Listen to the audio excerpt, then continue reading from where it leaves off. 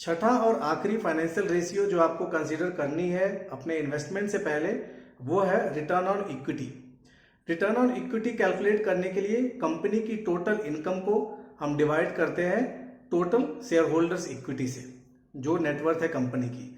अब total income जो हम लेंगे उसमें आफ्टर टैक्स वाली इनकम लेंगे हम। मान लीजिए किसी कंपनी की टोटल इनकम आफ्टर टैक्स है 10 लाख रुपए और टोटल शेयर होल्डर्स की जो वर्थ है वो है 5 लाख रुपए, विच मीन्स कंपनी अपने स्टॉक वैल्यू से डबल अर्न कर रही है, मीन्स 2 टाइम्स अर्न कर रही है। सो शेयर होल्डर्स की जो रिटर्न ऑन इक्विटी है वो जितना हाई रहेगा उतना बेटर स्टॉक को माना जाता है।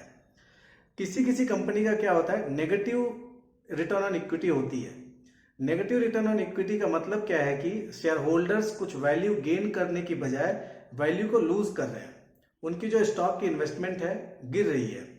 सो ये बहुत ग्रेव सिचुएशन है, बहुत बैड सिचुएशन होती है किसी भी स्टॉक के लिए और किसी भी फंड मैनेजर के लिए या प्रमोटर के लिए।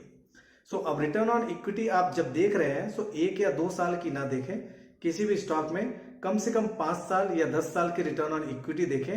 अगर वो 12 से 15% के ऊपर रह रही है तभी उसमें आप लॉन्ग टर्म के लिए इन्वेस्टमेंट करना सुटेबल रहता है।